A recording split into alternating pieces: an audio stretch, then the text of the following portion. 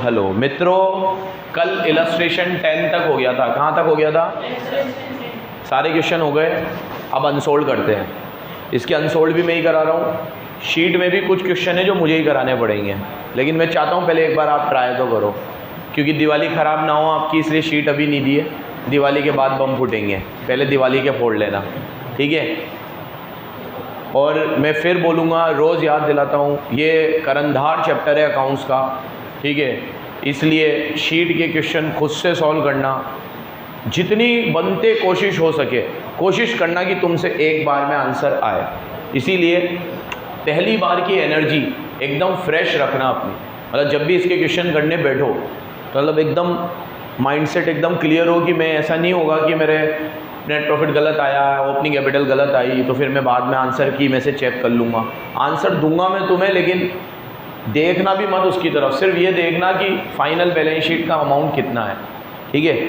चलो इसके practical questions देखते हैं। क्वेश्चन नंबर 1, कल तुम लोगों ने देखा एक क्वेश्चन में मैं खुद गलती कर गया। गलती क्या कर गया? जल्दी कर गया। और मैं तुम्हें डे 1 से क्या बोल रहा हूँ? जल्दी मत करना। जल्दी क्या, ये मत सोचना कि जल्दी से बैलेंसिंग फिगर से क्या आ गई? सेल आ गई। अच्छा, वो गलती जो कल हुई वो यहाँ देख के सही हो जाती, क्योंकि कल मैंने क्या कहा था, जब हम BR का बैलेंस करते तो हमें समझ में आ जाता कि 3000 कम आ रहे हैं तो कुछ ना कुछ तो मानना पड़ता, और जहाँ मैं BR डिसऑनर मानता तो उससे डेटर चेंज होता, और डेटर चेंज होता तो सेल चेंज होती, तो फिर वो सेल यहाँ इफेक्ट आती, तो वो पता चल जाता। लेकिन मेरा ये मानना है, पता क्यों चले यार, हम जल्दी ना करें ना, हम गलतियों को जितना हो सके पहले से प्रिडिक्ट कर ले कि इसमें ये गलतियाँ हो सकती है, ठीक है। क्वेश्चन नंबर 1, एक फर्म 20% माल कैश पे बेचती है और बाकी का माल किस पे बेचती है, और उनके डेटर है 1.5 महीने की क्रेडिट वाले, और डेटर का बैलेंस 1.25 है। अंडरलाइन कर लो, छोटा सा क्वेश्चन है। डेटर का बैलेंस कितना है? 1,25,000। अब debtor are allowed 1 month credit policy. तो आप लोगों ने सुना होगा 12th क्लास में एवरेज कलेक्शन पीरियड होता था। क्या होता था? एक रेशियो जाम का चैप्टर पढ़ते थे, तो एवरेज कलेक्शन पीरियड कितना है आपका? 1.5 मंथ। मतलब डेटर से पैसा कलेक्ट होने में आपको 1.5 महीना लगता है। कितना महीना लगता है? 1.5 महीना। याद आ रहा है कलेक्शन पीरियड? अपन पहले डेटर टर्नओवर रेशियो निकालते थे। क्या निकालते थे? ये मानता है 12 सब पढ़ के आए हो तुम लोग, तो नाम ही इनकम्प्लीट रिकॉर्ड है। हर चैप्टर में से कुछ ना कुछ यहाँ पे अंश आ जाता है। अब उसके लिए पूरा चैप्टर वहाँ पे पढ़ने नहीं जा सकते, ठीक है। 1.5 महीने का डेटर क्रेडिटर टर्नओवर रेशियो है, डेटर टर्नओवर रेशियो है, और अज्यूम दैट सेल यूनिफॉर्म है। आपको क्रेडिट सेल और टोटल सेल निकालनी है। बहुत बढ़िया क्वेश्चन है। और ऊपर बोला है 20% सेल कैश में होती है, मतलब टोटल सेल का परसेंटेज दे रखा है कि टोटल सेल में कैश में कितनी होती है? 20%। तो फिर क्रेडिट में कितनी होती होगी? 80%। आपको कैश सेल निकालनी है, क्रेडिट सेल निकालनी है, टोटल सेल निकालनी है। छोटा सा क्वेश्चन है, यहाँ देखो। 12th क्लास में एवरेज कलेक्शन पीरियड का फॉर्मूला होता था 12 अपॉन डेटर टर्नओवर रेशियो। क्या होता था? क्या होता था? 12 upon debtor turnover ratio. Collection period मतलब डेटर से पैसे आने में कितना टाइम लगेगा। तो कलेक्शन पीरियड इससे हमें क्वेश्चन में दे रखा है 1.5। कितना दे रखा है? 12 को 12 ही ले लो, और डेटर टर्नओवर रेशियो को उधर ले जाओ, तो डेटर टर्नओवर रेशियो आएगा 12 अपॉन 1.5। काट लेना, कितना आएगा? 8। अब डेटर टर्नओवर रेशियो का फॉर्मूला जो 12th में होता था वो क्या होता था? Net credit sale upon average debtor. क्या होता था? Net credit sales upon average debtor. मैंने आपको कहा था, अभी याद आएगा आपको, सारे टर्नओवर रेशियो में सेल ऊपर आती थी। क्या आती थी? जैसे एक आता था वर्किंग कैपिटल टर्नओवर रेशियो, तो sale upon working capital. Fix asset turnover ratio, sale upon fix asset. Current asset turnover ratio, sale upon. अब क्रेडिटर टर्नओवर रेशियो, तो क्रेडिटर टर्नओवर रेशियो में सेल थोड़ी आ सकती है, तो परचेज अपॉन एवरेज क्रेडिटर। तो टर्नओवर रेशियो सबसे सिंपल होते थे। हमेशा टर्नओवर रेशियो में सेल ऊपर आती है और जिस चीज़ का रेशियो होता है वो नीचे आता है। ये याद रखना आप लोग। अब इधर देखो, डेटर टर्नओवर रेशियो आपका कितना आएगा? 8 आएगा।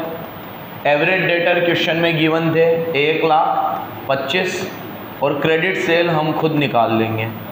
1,25,000 को इधर ले जाओ, 1,25,000 × 8 करो, 10 लाख। तो क्रेडिट सेल्स आएगी आपकी 10 लाख। कितनी आएगी? अब प्यारे बच्चों, क्रेडिट सेल 80% है, तो टोटल सेल कितनी होगी? टोटल सेल कितनी होगी? सामने देखो, ये 10 लाख 80% की वैल्यू है, तो डिवाइड बाय 80 इंटू 100, 12,50,000। चेक कर लो एक बार, ये टोटल सेल, ये क्रेडिट सेल, आंसर यही है। फोटो ले लो इसका। इसमें जो नई चीज़ है उर्वी का ग्रुप पे डाल देना, जल्दी ले ले फटाफट।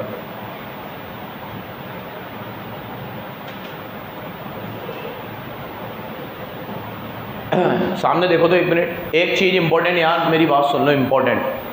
इस पूरे में क्या याद रखना चाहिए था हमें? डेटर टर्नओवर रेशो कि कलेक्शन पीरियड कैसे आता है? 12 debtor turnover ratio.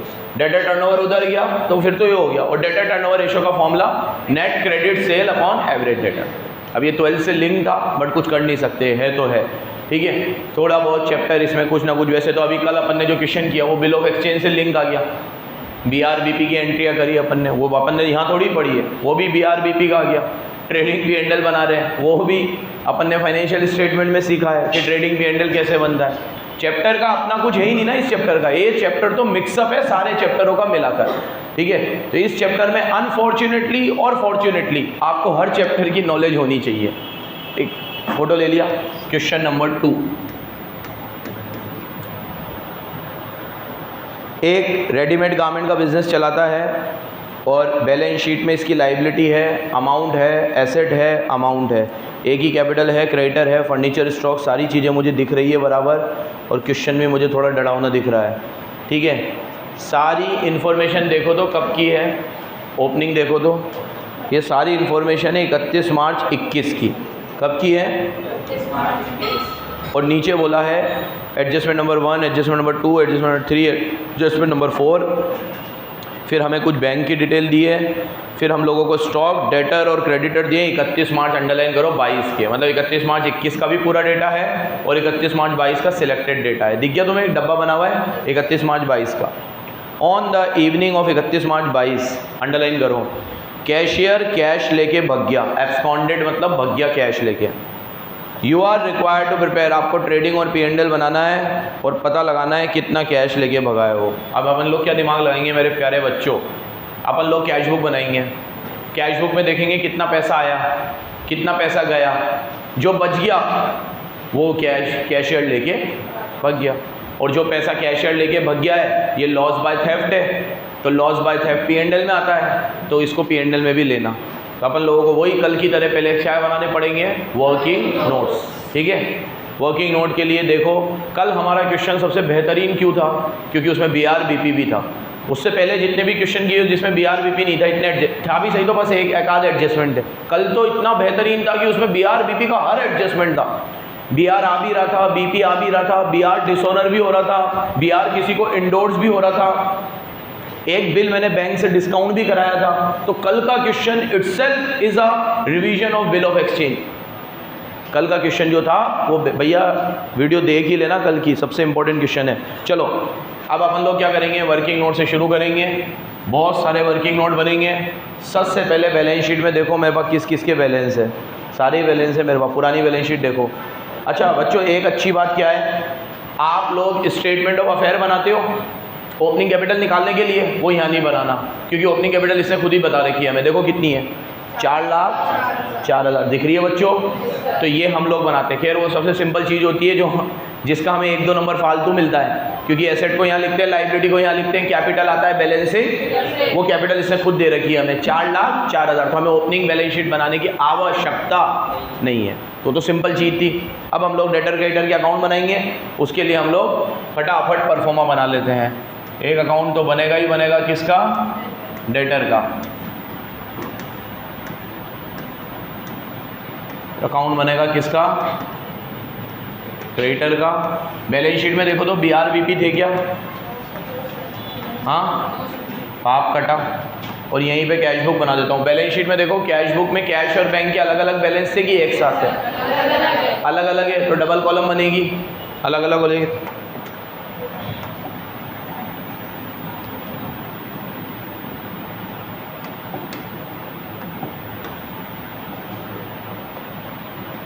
Cash book.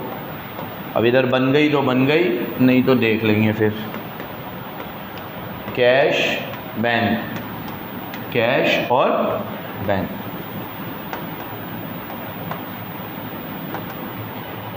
Cash bank, cash bank. एक जना जल्दी से डेटर का ओपनिंग बैलेंस बोलो,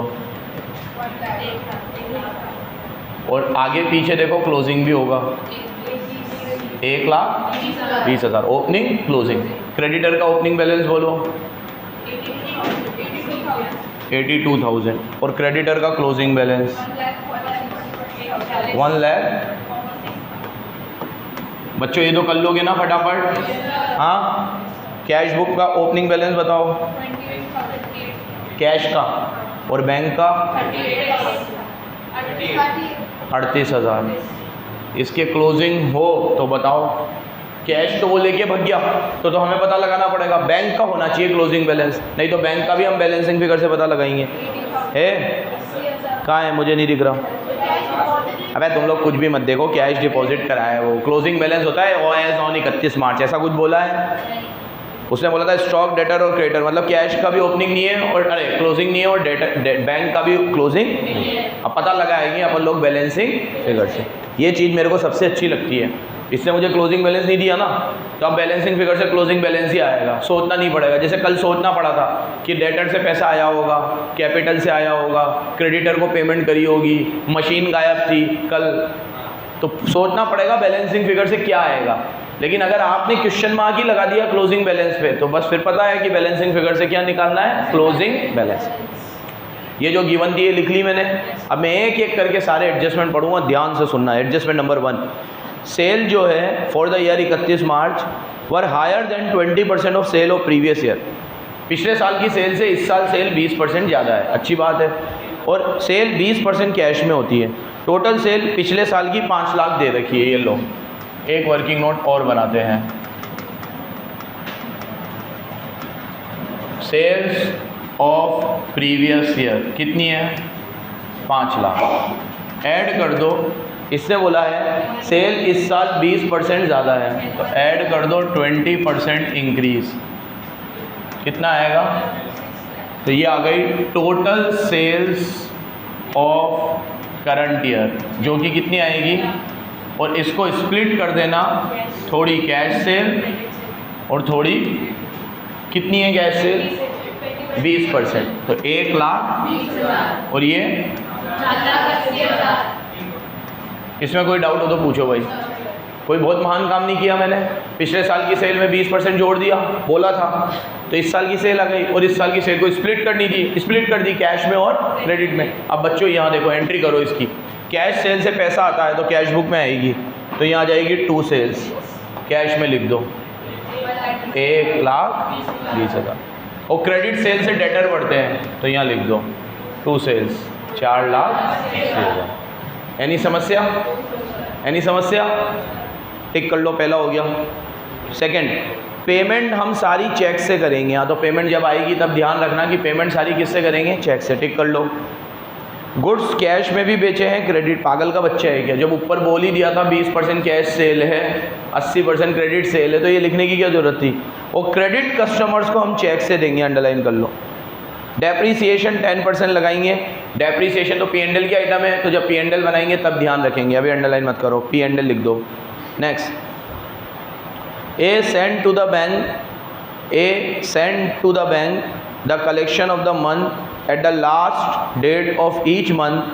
मतलब हम लोग ए जो क्या करता था कि हर महीने की आखिरी तारीख को सारा पैसा बैंक में जमा करा देता था।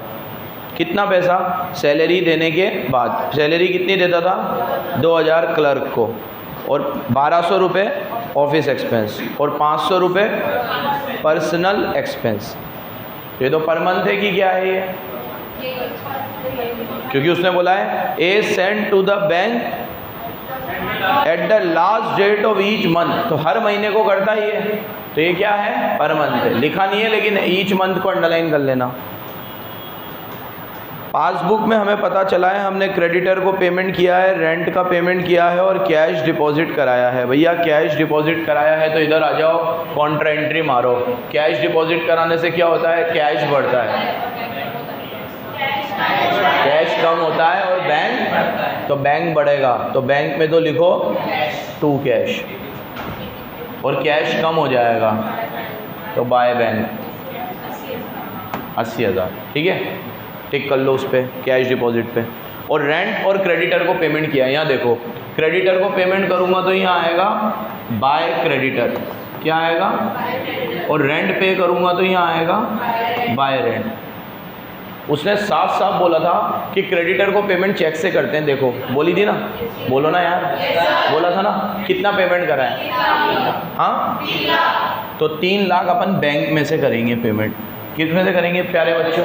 बैंक में से, क्योंकि बोला है उसने कि पेमेंट किससे करते हैं। और रेंट के लिए कुछ भी नहीं बोला, तो 16,000 रुपये अपन लोगों ने। लेकिन ऊपर ये बोला है analysis of the bank passbook, तो जब ये पासबुक की बात कर रहा है तो इसका मतलब ये बैंक से ही होगा। तो ये रेंट भी हमने बैंक से पे किया है। रेंट कितना है? 16,000।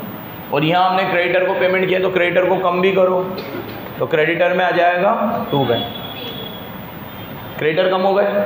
सेल आई गई है, इधर से परचेज आ जाएगी। सेल परचेज आने के बाद हमारा ट्रेडिंग P&L काफ़ी हद तक ओपनिंग क्लोजिंग स्टॉक क्वेश्चन में होते हैं। Opening, closing, sale, purchase, GP आ जाएगा। और जीपी में से दुनिया जहान के खर्चे हैं, रेंट फेंट, वो माइनस करूँगा तो क्या आ जाएंगे? चलो, अब इसने कहा है ये बैंक में पैसे जमा करा देता है। ये सब पे करने के बाद क्या क्या पे करता है? ये पहले सैलरी पे करता है, तो सैलरी और ये सब कैश में से पे करेगा ये। तो यहाँ देखो by salary, by office expense और पर्सनल एक्सपेंस, मतलब ड्राइंग्स। कितनी है? सैलरी कितनी है? 2,000 पर मंथ, मतलब 24। और ऑफिस एक्सपेंस कितने हैं? 14,400। Drawing 6,500 per month. टिक करो, टिक बराबर करना। 5वां पॉइंट मैंने पढ़ लिया बराबर। चौथे पॉइंट में डैप लगाना है, वो बाद में लगाऊंगा। कैश सेल, क्रेडिट सेल वाली बात थर्ड पॉइंट हो गया मेरा। सेकंड पॉइंट पेमेंट चेक से करते, ये हो गया मेरा। फर्स्ट पॉइंट मेरा हो गया। उसके बाद नीचे आओ, पेमेंट टू क्रेडिटर टिक लगा दो, रेंट वाला टिक लगा दो, कैश डिपॉजिट वाला टिक लगा दो। अब नीचे बोला है कि फॉलोइंग आर द बैलेंसेस, तो स्टॉक का बैलेंस है, डेटर का बैलेंस मैंने यहाँ ले ही लिया होगा। नहीं लिया क्या तुम लोगों ने? एक भी से लिया ना। और क्रेडिटर 146 है, वो भी ले लिए। ओपनिंग और क्लोजिंग भी ले लिया, टिक कर दो। मेरे हिसाब से तो सब ले लिए मैंने। तो अब तो सिर्फ क्या करना है हमें? बैलेंसिंग फिगर से BRBP है ही नहीं। मैंने पहले ही बोल दिया BRBP नहीं होंगे तो बहुत बढ़िया मज़ा आ जाएगा, क्योंकि डिसऑनर फिसऑनर कुछ भी नहीं है। अब तो बैलेंस करो। देखो 82 के क्रेडिटर थे, इतने मैंने पे कर दिए, इतना बैलेंस है, तो परचेज आ जाएगी बैलेंसिंग फिगर से।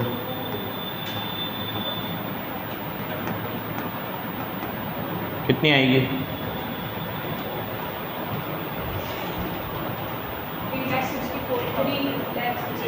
कितनी आएगी?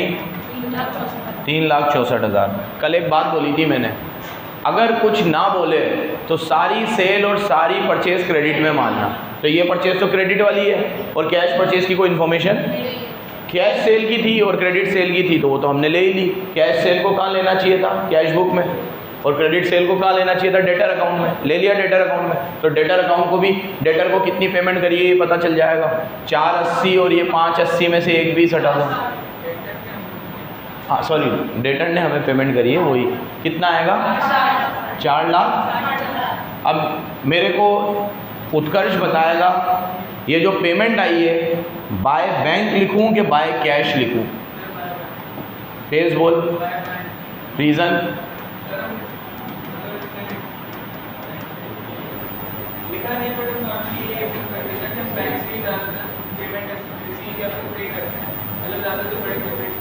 लिखा भी हो सकता है, यहाँ पे पढ़ लो। हाँ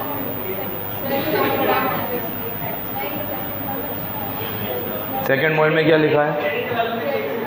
बोला है पेमेंट फॉर ऑल परचेज, मतलब परचेज की सारी पेमेंट तो हमने।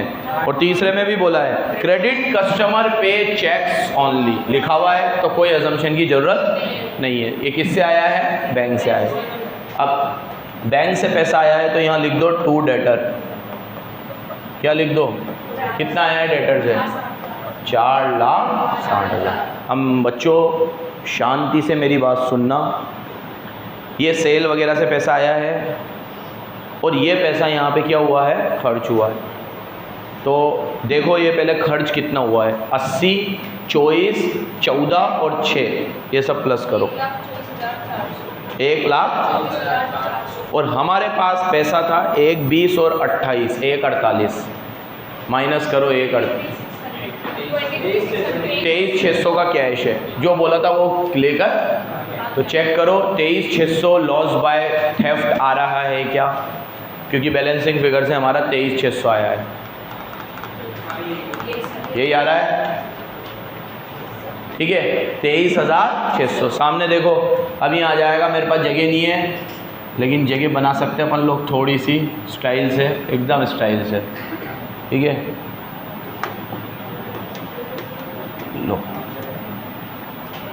यहाँ पे आएगा बाय लॉस बाय थेफ्ट, बोलना वापस 23,600 बैलेंसिंग फिगर से। कैसे आएगा?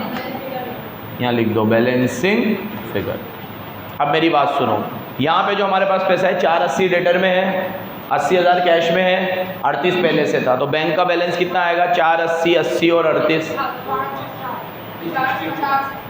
ये 460 और ये 540 और 50, 60, 70, 578 में से 3 लाख क्रेडिटर को दिए, 16 का रेंट दिया, 262, ये बैलेंस बच जाएगा बाय बैलेंस CD 262। बोलो।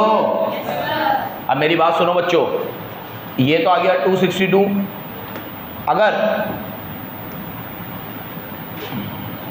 262, प्लीज़ मेरी बात सुनना, अगर ये पैसा ये लेके ना भागता तो ये क्लोजिंग बैलेंस था फिर, लेकिन अब ये लेके भाग गया तो लॉस बाय थेफ्ट, नहीं तो ये क्या था? क्लोजिंग। अब क्लोजिंग बैलेंस 0 है मेरा, क्योंकि ये तो लेके भाग गया। बच्चों यहाँ तक क्लियर है एकदम? ओपनिंग बैलेंस शीट तो बनी हुई है, 3 वर्किंग नोट काम के थे, तीनों बना दिए, आई थिंक तीनों टैली भी हो गए, ये हो गया, ये हो गया, ये हो गया, ये हो गया। अब मैं आराम से ट्रेडिंग P&L खींच सकता हूँ। क्या खींच सकता हूँ? ट्रेडिंग P&L बना रहा हूँ यहाँ पे, ट्रेडिंग एंड P&L बोर्ड पे देखना, क्रेडिट डेबिट। सबसे पहले आएगा सेल्स, सेल रिटर्न तो थी नहीं तो सीधे सेल ले लो, सेल दोनों लेना, ट्रेडिंग बना रहा हूँ, 480 क्रेडिट में और 120 कैश में, तो सेल कितनी पकड़ना? 6 लाख।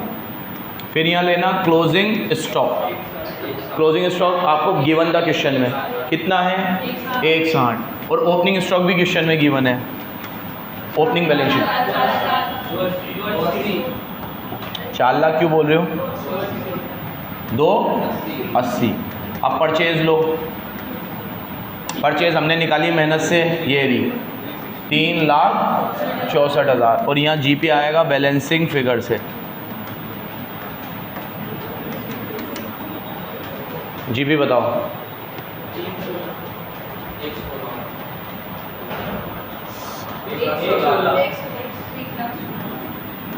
एक लाख 16,000। कैलकुलेटर यूज़ कर ले पटेल, अलाउड है। आई डोंट केयर यार। बाय GP 1,16,000, ठीक है। अब सबसे पहले जिसे भूलने का डर है वो लो डेप्रीसिएशन, क्योंकि कैश बुक वगैरह में नहीं आया। कितना था डेप्रीसिएशन? 10%। फर्नीचर देखो ओपनिंग में कितना था? 40, तो 40 का 10% कितना हो गया? 4,000। अब डेप्रीसिएशन पे भी टिक करो, टिक बराबर करना हर चीज़ को कि ये ले लिए। अब ऊपर से लेके नीचे तक नज़र फैल लेते हैं, खर्चे हमें मिलेंगे। वैसे तो खर्चे हमें कैश बुक में मिलेंगे, तो पहले कैश बुक पे से खर्चे उठा लो। यहाँ देखो, रेंट खर्चा है, सैलरी खर्चा है, ऑफिस एक्सपेंस खर्चा है, ड्राइंग खर्चा नहीं हो, लॉस बाय थेफ्ट भी खर्चा है, तो 4 खर्चे तो इधर से ही पकड़ो। 2 रेंट, 2 सैलरी, 2 ऑफिस एक्सपेंस और 2 लॉस बाय थेफ्ट। कितने कितने हैं? रेंट है 16, सैलरी है 24, ये है 14,400 और ये है 23,600। 4 खर्चे तो इधर से ले लिए मैंने। घाई मत करना, फिर बोल रहा हूँ घाई मत करना, आराम से। जैसे मैं चल रहा हूँ ना वैसे चलना, स्टेप बाय स्टेप। पूरे 16 चाहिए हमें, ये हो गया पूरा। अब मेरी बात सुनो, एक तरीका बना लो, खर्चे या तो कैश बुक में मिलेंगे, सामने देखो प्लीज़, या फिर डेटर क्रेडिटर में मिलेंगे, क्योंकि यहाँ बेड डेप्स आता, डिस्काउंट अलाउड आता नहीं है, यहाँ डिस्काउंट रिसीव आता नहीं है, डिस्काउंट रिसीव नहीं है। तो खर्चे या तो कैश बुक में मिलेंगे या किस खाते में मिलेंगे, डेटर क्रेडिटर में। ये स्टेप बना लो, स्टेप नंबर 1। स्टेप नंबर 2, या फिर खर्चे मिलेंगे एडिशनल इन्फॉर्मेशन में, जैसे depreciation, provision for doubtful debt, ढूंढो एडिशनल में। आलस मत करना बिल्कुल, पहले में कुछ भी नहीं है, दूसरे में मैं कर चुका, तीसरे में कुछ नहीं है, चौथे में मैंने डेप ले लिया, पाँचवें के खर्चे मैंने इधर ले ही लिए थे, ठीक है। उसके बाद तो सिर्फ क्लोजिंग बैलेंस से कुछ नहीं है, उसके बाद क्लोजिंग बैलेंस से, ठीक है, और बस खत्म। आलस मत करना, 2 बार देखना पड़े कोई दिक्कत नहीं है। आर टारगेट इज कि फर्स्ट बारी में मैच होनी चाहिए, ठीक है। चलो अब नेट प्रॉफिट आएगा बैलेंसिंग फिगर से। 116 में से ये सब हटा दो, कितना, 34,000। चेक करो एक बार, आ रहा है टैली। अब क्या बनाने हैं, बैलेंस शीट, ठीक है। सामने देखो, बैलेंस शीट में पहले जो इसने दे रखा है ना वो लिख दो, तो गलत हो ही नहीं सकता। इसने क्या क्या दिया है हमें 31 मार्च का, स्टॉक, डेटर, क्रेडिटर। क्या क्या दिया था, एक तो स्टॉक दिया था, एक डेटर दिया था, एक क्रेडिटर दिया था। स्टॉक, डेटर, क्रेडिटर 160, 120, 160 और क्रेडिटर दिए थे 146। अब बोर्ड पे देखो, ओपनिंग कैपिटल लो, क्वेश्चन में गिवन थी, कितनी थी, 4,04,000। इसमें ऐड करेंगे नेट प्रॉफिट, ऐड करेंगे एडिशनल कैपिटल और लेस करेंगे ड्राइंग। सबको याद है ये नेट प्रॉफिट तो अभी आया हमारा कितना, 34। एडिशनल कैपिटल कैश बुक में देखो, अगर होगी तो वहाँ होगी, ये हमने बनाई है, नहीं थी ना तो डैश कर दो। ड्राइंग भी कैश बुक में होगी, ड्राइंग कितनी थी, आउटर कॉलम में 4,32,000 कैपिटल आ गई। ये आपको दिखाना है, ठीक है। कैपिटल आ गई, क्रेडिटर आ गए। अब पुरानी बैलेंस शीट में देखो क्या क्या एसेट थी, आराम से चलो, पहले लाइबिलिटी में देखो। लाइबिलिटी में क्रेडिटर और कैपिटल तो ले ही लिया हमने, उसके बाद एसेट में देखो, एसेट में क्या क्या था, फर्नीचर था, तो फर्नीचर लो। कितना था पहले फर्नीचर, उस पर डेप लगाया हमने, 4,000 का डेप लगाया, तो कितना आ गया, 36। फिर फर्नीचर के बाद क्या था, स्टॉक ले लिया, फिर क्या था, लाइन से चलना, डेटर, डेटर भी ले लिए। कैश इन हैंड, कैश तो वो लेके भग गया, तो सिर्फ कैश एट बैंक आएगा, कैश एट बैंक। वो हमने निकाला था 262, कितना निकाला था, 262। भगवान का नाम लेके देखो, नहीं रुक जाओ रुक जाओ रुक जाओ रुक जाओ, एक आदत बना लो अपनी, पहले पुरानी बैलेंस शीट से नहीं बनाया करो, उसके बाद कैश बुक चेक करा करो, कोई नई एसेट तो नहीं है। जैसे मशीन खरीदी होती तो यहाँ आती, लैंड खरीदी होती यहाँ आती। आदत बना लो, आदत, गलतियों से फैमिलियर होना है हमें, एक स्टेप बना लो, स्टेप। वैसे तो इसकी कोई स्टेप हो नहीं सकती, लेकिन हम हमारे हिसाब से स्टेप तो बना ही सकते हैं कि पहले ऐसे लूँगा फिर ये लूँगा, ताकि मार्जिन ऑफ एरर नेग्लिजिबल हो जाए, नेग्लिजिबल। यहाँ देखो कोई एसेट दिख रही है, यहाँ क्रेडिटर, रेंट, सैलरी, कोई एसेट नहीं है। फर्नीचर वगैरह होता तो यहाँ आता, इसी तरीके से कोई एसेट बेची होती तो यहाँ आती, ठीक है। कुछ भी नहीं है, तो अब मेरे हिसाब से ये टैली हो जानी चाहिए।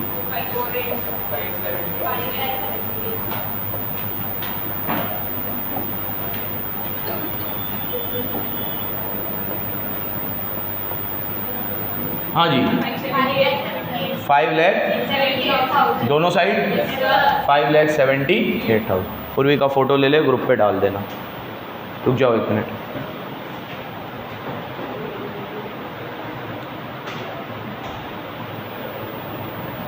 हो गया,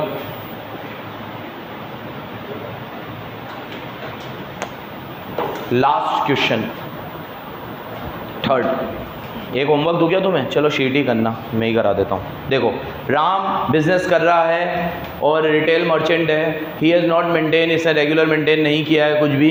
ही always maintain in 10,000 in cash, underline करो। ये हमेशा कैश में कितने मेंटेन करता है, 10,000 रुपये मेंटेन करता है, ठीक है। और deposit the balance into bank, और बाकी का सारा पैसा क्या जमा करा देता है, बैंक में। अच्छी बात है। ये गुड्स को सोल्ड करता है 25% प्रॉफिट पे, तो इसका जीपी का परसेंटेज है कितना है? जीपी का परसेंटेज सेल पे 25%, कितना है? सेल पे 25%, अंडरलाइन कर लो। ओपनिंग में डेटा दे रखा है cash in hand, sundry debtors, sundry creditors, cash, debtor, stock और इसकी ओपनिंग की कैपिटल। मतलब जो हम करते हैं ओपनिंग कैपिटल ये खुद ही दे दी इसने। एक बार चेक कर लो ओपनिंग की कैपिटल 3 लाख ही आएगी क्या? कैलकुलेटर हाथ में लो।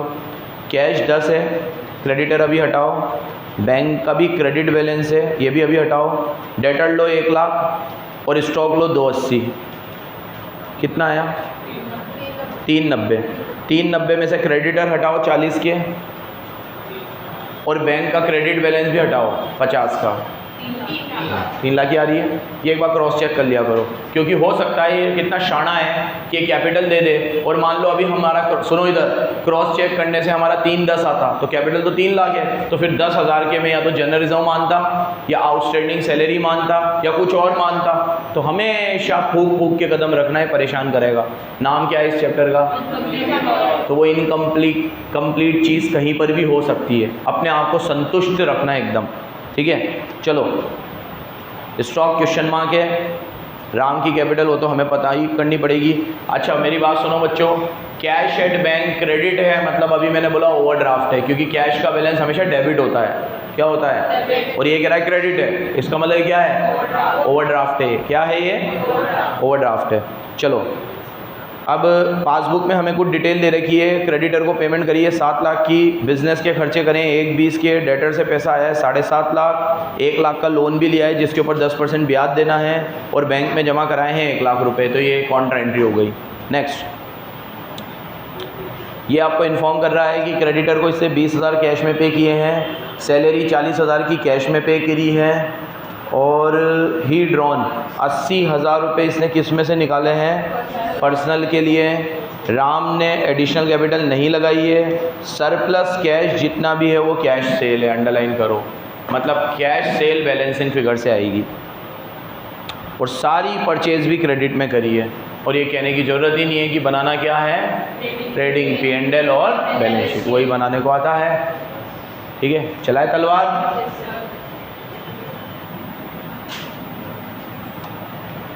क्वेश्चन नंबर 3,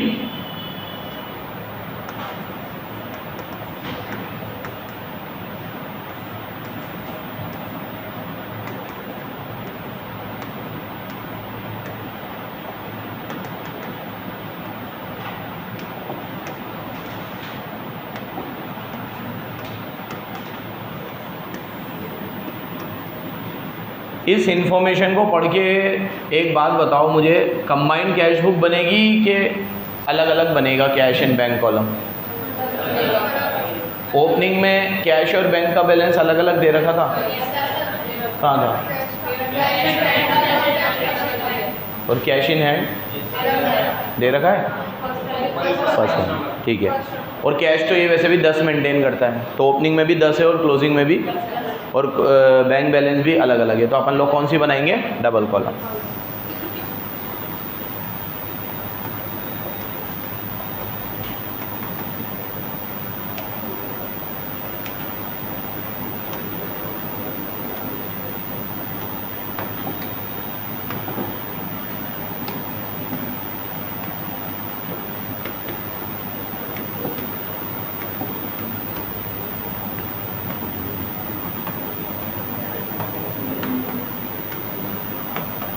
कैश और बैंक। बताओ डेटर का opening balance, opening balance sheet अगर हो 1 लाख, डेटर का क्लोजिंग बैलेंस,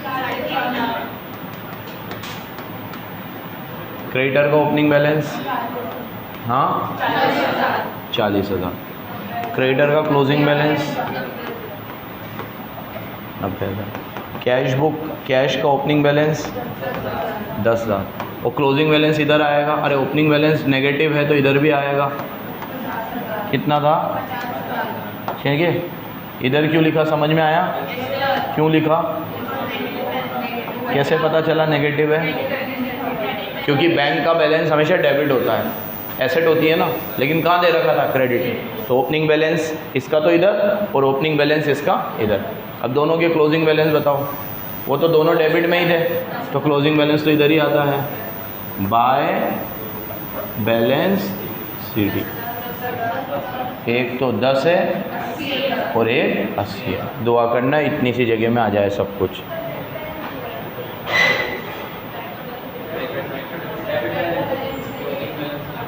बैंक का डेबिट ही होता है।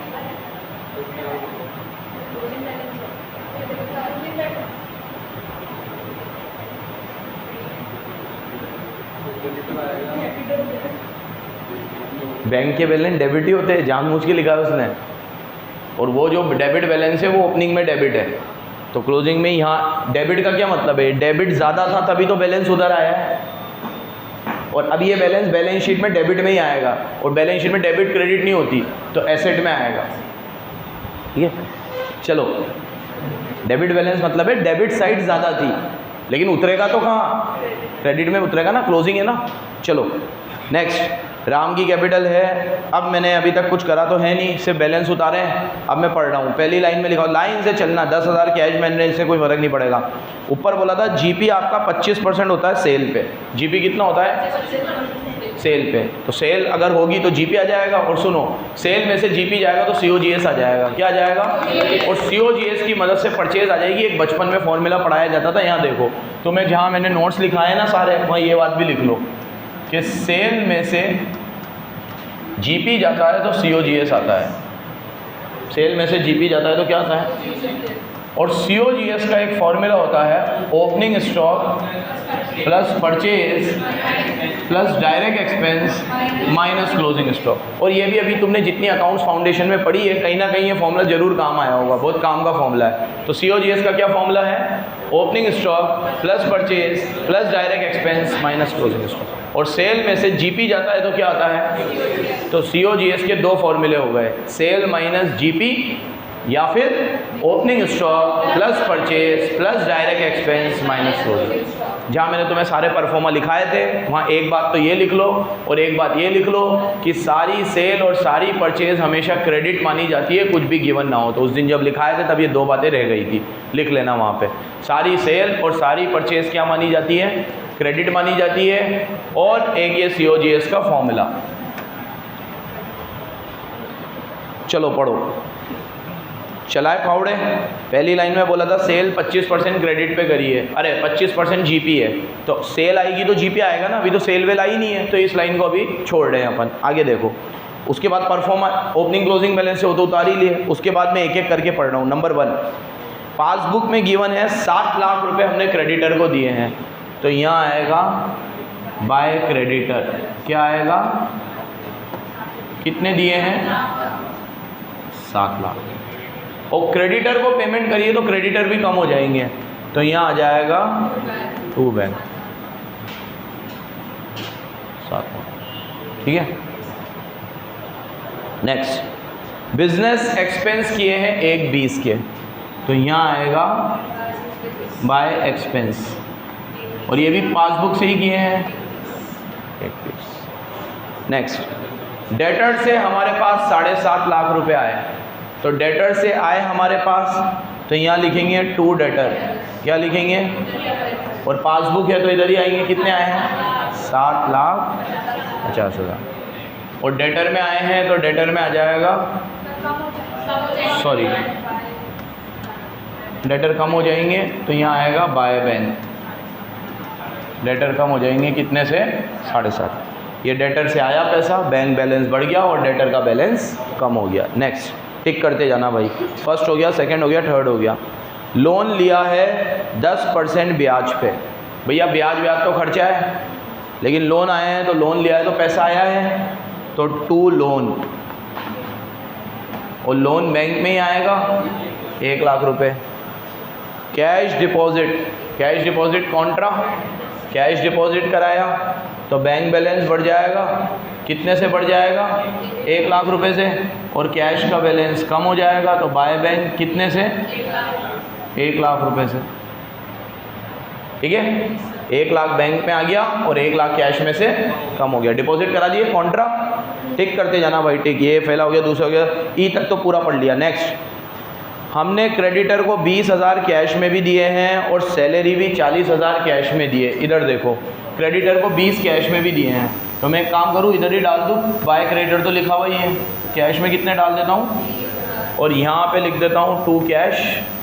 क्या लिख देता हूँ? 2 कैश। और सैलरी भी पे करी है तो बाय सैलरी कैश में। नेक्स्ट, ड्राइंग्स कितनी है भाई? तो ड्राइंग का तो पहले भी बनाया मैंने, नहीं बनाया, चलो तो बाय ड्राइंग। ड्राइंग किस में करी है मैंने? कैश में। कितनी करी है? 80,000। ये ड्राइंग हो गई, ठीक है, ये भी हो गया। ड्यूरिंग द ईयर राम ने कोई कैपिटल नहीं लगाई। अगर कैश में सरप्लस है तो वो क्या है? कैश सेल है। तो इधर देखो, कैश में इसने हिंट दे ही दिया है तो सरप्लस ही आएगा। तो पहले कैश का टोटल करो। हमने क्रेडिटर को 20 दिए, 1 लाख रुपए जमा कराए, 20 और 1 लाख, 1 20, 40,000 रुपये की हमने कोई सैलरी दी, 160, फिर 80, 2.5 लाख और फिर 10,000 का बैलेंस भी है, टोटल ये 2.5 लाख। जबकि आय हमारे पास 1 लाख ही है, तो 1.5 लाख की कैश सेल आएगी।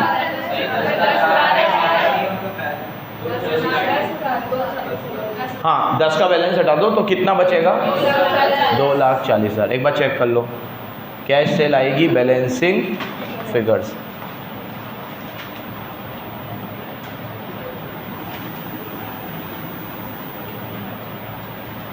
अब अगर इसने यही आ रहा है क्या? यही आ रहा है। अब इसमें ना मैंने एक अजम्पशन ली है, खैर इसने बोला भी नहीं था तो अजम्पशन ही हुई। वो इसने जो लोन लिया है वो लिया है 1 अक्टूबर को, तो अक्टूबर, नवंबर, दिसंबर, जनवरी, फरवरी, मार्च, 6 महीने का ब्याज आता। तो अब इसने कुछ बोला नहीं है तो मैं ये मानूंगा कि 6 महीने का ब्याज आउटस्टैंडिंग है, तो मैं उसे P&L में तो लूँगा ब्याज को, लेकिन कैश बुक में नहीं लिया क्योंकि आउटस्टैंडिंग है। बोल देता तो पे कर देता, बोल देता तो या तो कैश में से पे कर देता या इधर से। तो ये मैं अभी मानूंगा कि इंटरेस्ट क्या है? आउटस्टैंडिंग। या समझ गए बच्चों? पे कर देते तो यहाँ आ जाता बाय इंटरेस्ट, कहने की ज़रूरत नहीं है, सारे खर्चे क्रेडिट में ही आएंगे। नहीं, जहाँ पटेल नहीं बनना, ठीक है, क्योंकि अपन को ड्यू डेट भी नहीं पता ना। वो तो अपन ये सोच रहे कि मार्च तक का ब्याज अपन ने बुक कर लिया, लेकिन बैंक की ड्यू डेट मई हो तो फिर हमें मई में पे करना पड़ेगा, तो हम अभी से कैसे पे कर दें? हो गया ये? चलो क्या क्या ले लिया मैंने? मेरे पास कैश सेल आ गई। अब ऊपर बोला था कि कैश सेल मान लेना, तो मैंने मान ली, लेकिन अभी भी मेरे पास क्रेडिट सेल नहीं आई है। तो क्रेडिट, अब ये अकाउंट तो टैली हो गया मेरा, ये कैश वाला, तो बैंक वाला भी टैली कर लेते हैं। बैंक में भी देखते हैं पैसा कितना इधर कम पड़ रहा है कि उधर कम पड़ रहा है। मेरे हिसाब से इधर ज़्यादा है शायद। टोटल करो तो 7.5, 1 लाख और 1 लाख, इन तीनों को टोटल करो, 9.5 हो गए ये, और इधर 9.5 आ रहा है पक्का। तो भाई ये तो पाप कटा, मतलब बैलेंसिंग फिगर से कुछ भी अगर आ जाता तो फिर दिमाग लगाना पड़ता, या तो ये हिंट देता, जैसे अभी इसने हिंट दिया ना कैश सेल मान लेना। कल के क्वेश्चन में हिंट दिया था खर्चे मिसिंग है, आज एक हिंट दिया था ये कैश लेके भग गया, कुछ बताना पड़ेगा इसको। नहीं तो फिर मोटी मोटी चीज़ बैलेंसिंग फिगर से मानना, जैसे यहाँ डेटर से पैसा आया 7.5 लाख, ये ना होता तो मैं ये मानता पैसा डेटर से आया होगा, या ये मानता कि कैपिटल लगाई होगी, लेकिन इसे कैपिटल लगाने के लिए भी क्या किया था? मना, इसीलिए अपने आप टैली हो गया। इधर भी कितने आ रहे हैं? 9.5, और इधर भी कितने आ रहे हैं? 9.5। तो ये मेरी पूरी कंप्लीट है। जब ये कंप्लीट है तो ये दोनों को तो कर ही देंगे अपन। फटाफट देख लो, यहाँ परचेज आएगी, यहाँ सेल आएगी, यहाँ पे तो सेल ही आएगी, 2 सेल्स, बैलेंसिंग फिगर कितनी आएगी? ठीक है, 10 लाख आ गई। अब 1 मिनट रुकना, जल्दी मत करना। ये वाली सेल 10 लाख है और ये वाली सेल 240 है। तो यहाँ पे मैं एक वर्किंग नोट और बना रहा हूँ। यहाँ देखो, टोटल सेल्स 240 प्लस 10 लाख, 12,40,000 कितनी आएगी? 12,40,000। इसमें से लेस करो जीपी जो 25% है, यही बोला है ना, जीपी सेल का 25% है, 12,40,000 का 25%। जीपी बताओ, जीपी पक्का? 3,10,000। तो COGS बताओ, 9 लाख।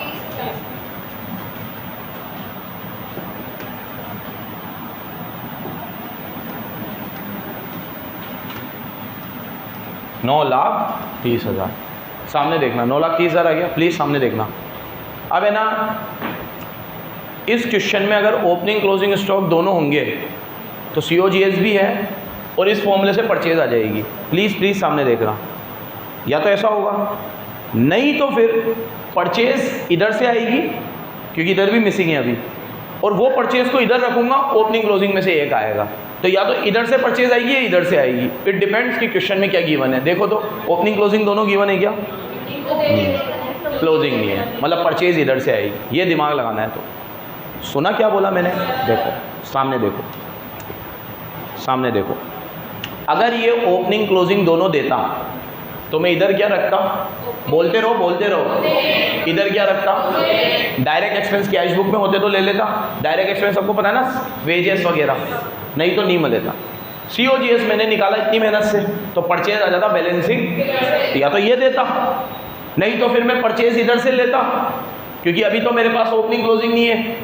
ओपनिंग है, क्लोजिंग नहीं है, तो अब मैं इधर से परचेज नहीं निकाल सकता, परचेज इधर से निकलेगी। देखो यही दिमाग लगाना है बस इसमें, और थोड़ा रुक के करना, घाई मत करना, जल्दी मत करना। ये क्वेश्चन टाइम लेते हैं, कोई बात नहीं, टाइम लेते हैं तो 16 नंबर से 20 नंबर देते भी हैं। ये सीधा 16 या 20 में आएगा, तो 2-4 मिनट एक्स्ट्रा ले लेगा, कोई दिक्कत नहीं है। छोटे छोटे क्वेश्चन में कवर हो जाता है वो टाइम। चलो परचेज देखो यहाँ, बाय परचेज बैलेंसिंग फिगर 7,70,000 कर लो, चेक कर लो, परचेज यही आ रही है, यही आ रही है। अब COGS का फॉर्मूला लगाओ। COGS opening stock plus purchase, अभी लगा ही दिया है यार, बार बार क्या टाइम पास करूँ, सीधा लगा रहा हूँ मैं। ये रहा ऊपर COGS का फॉर्मूला। COGS कितना है? 930। ओपनिंग स्टॉक बताओ 280, और परचेज हमने निकाली है 770, तो क्लोजिंग आ जाएगा बैलेंसिंग फिगर से। क्लोजिंग इधर आएगा और 930 उधर जाके माइनस हो जाएगा, तो 280 और 770 और उसमें से हटा, क्लोजिंग कितना आएगा? 1,20,000 क्लोजिंग आ गया। ठीक है, ट्रेडिंग कैंडल बनाते हैं, देखिएगा ज़रा। ट्रेडिंग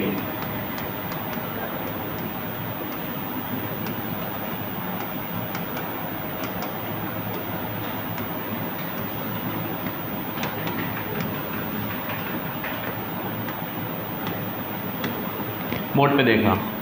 2 ओपनिंग बताओ, ये तो क्वेश्चन नहीं है। 280 परचेज अभी निकाली थी हमने 770, सेल हमने निकाली थी 1240 निकाली थी ना, और क्लोजिंग में हमने निकाला था 1,20 याद है तुम्हें? यहाँ पीछे लूँ 1,20 ही था। और GP बैलेंसिंग फिगर से मतलब, क्योंकि GP भी पता है हमें, तो बैलेंसिंग फिगर की जरूरत ही नहीं है। GP था 1240 का 25%, 310 आया था शायद, कितना आया था? और बैलेंसिंग फिगर से भी 310 ही आना चाहिए, करके देख लो। 1240 और 1,20 1350, 1350 में से ये 7 और 2 और ये दोनों 10.5 आ रहे हैं, तो कितना आएगा? ये 310 ही आएगा। कितना आएगा? और ये अकाउंट यहाँ पे क्लोज। अब GP इधर उतरेगा बाय GP, कितना आएगा? 310। अब उधर आओ खर्चे ढूंढने। ठीक है, सबसे पहले खर्चे कैश बुक में ढूंढ लूँगा। यहाँ पे ढूंढते हैं, यहाँ पे क्या खर्चे आ सकते थे? डिस्काउंट अलाउड, बैड डेब्ट। यहाँ क्या आ सकता था? Discount receive. ठीक है, आज किसी भी क्वेश्चन में नहीं आया, कल सारे क्वेश्चन में आया था। डिस्काउंट अलाउड, बैड डेब्ट्स, ये भी नहीं है। अब यहाँ से खर्चे ढूंढो। क्रेडिटर है, एक्सपेंस खर्चा है, कितना एक्सपेंस है? 1,20 का। सैलरी कितनी है? 40, तो 1,20 और 40 याद रखना, बाकी ड्राइंग कुछ भी नहीं है, कुछ भी नहीं है। चलो तो यहाँ ले लो खर्चों में 2 एक्सपेंस और 2 सैलरी, कितनी? 40। अब घाई मत करना, अकाउंट में से तो देख लिया, अब एडजस्टमेंट पढ़ना। बार बार बोल रहा हूँ, जो स्टेप बताइए वो याद रखना। देखो अभी मैं इसको है ना लिखवा भी दूंगा तुम्हें।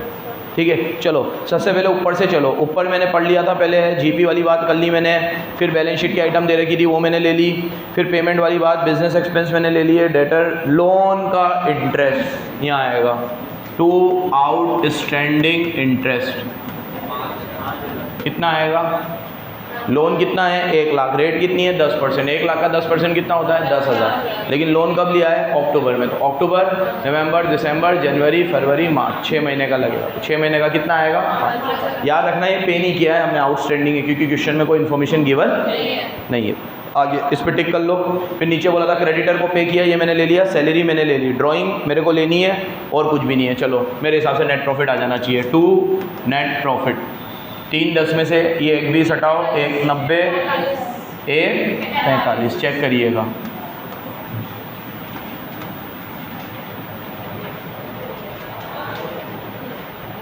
आ रहा है 1 45।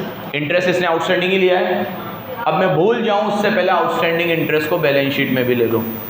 आउटस्टैंडिंग इंटरेस्ट कितना, क्योंकि अभी तक पे नहीं किया। अब बैलेंस शीट बनाए, बैलेंस शीट पहले हमेशा पुरानी से बनाया करो, पहले पुरानी लो। पुरानी में क्या था, कैश था, क्रेडिटर था, यहाँ आएगा क्रेडिटर तो इधर आएगा, क्रेडिटर कितना था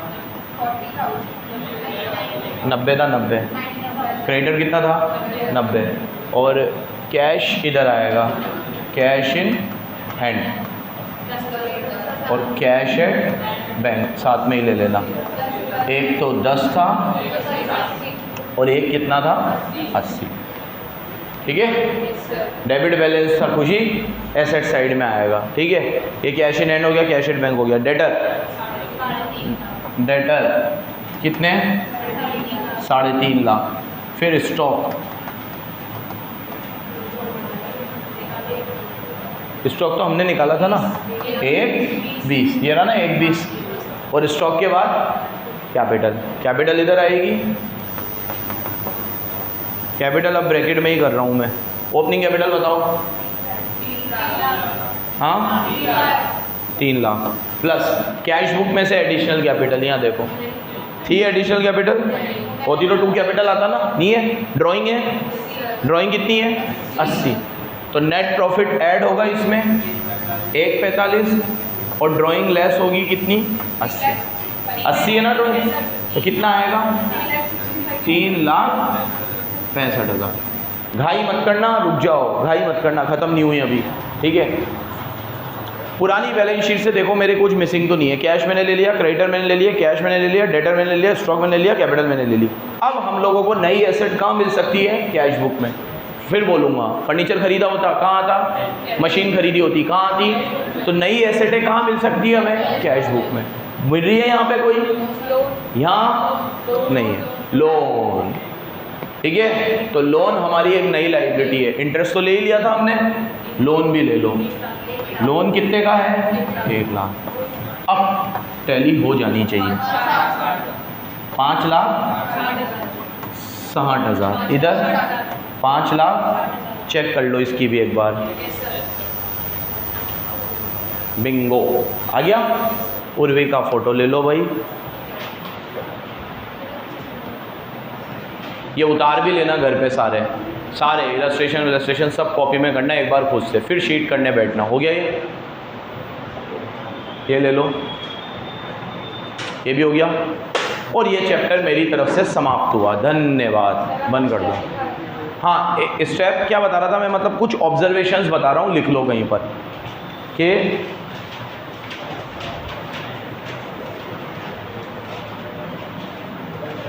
number 1,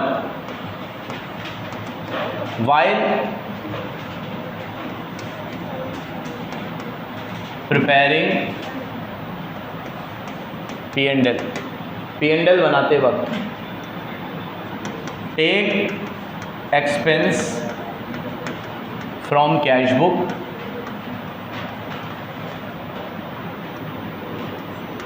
then take expense from debtor account like bad debts, discount allowed, etc., and take income from cash book and creditor account like discount received, ठीक है। Then see adjustments Then C, adjustments for provision for bad debts, depreciation, etc. Then C, opening and closing balance sheet for outstanding and prepaid, क्योंकि outstanding add होता है और prepaid less होता है। P&L बनाते वक्त इन चीज़ों का थोड़ा ध्यान रखना है, ठीक है। Then while preparing balance sheet, first take opening balance sheet, पहले ओपनिंग बैलेंस शीट से लो data, take data from opening balance sheet, then check cash book for some new assets and new liability. Check book देखो एक बार, अरे cash book देखो एक बार, cash book देखो, वहाँ से कुछ एसेट या लाइबिलिटी मिल सकती है। देन सी एडजस्टमेंट, फिर एडजस्टमेंट्स देखो।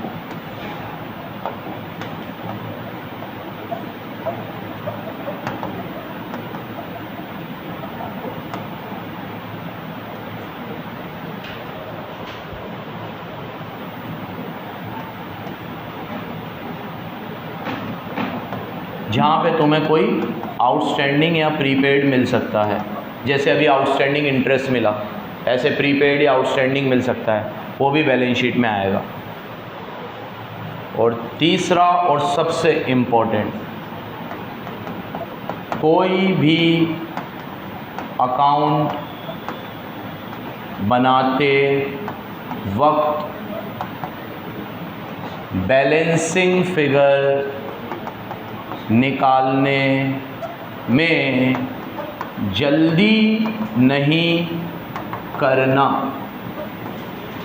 जल्दी नहीं करना।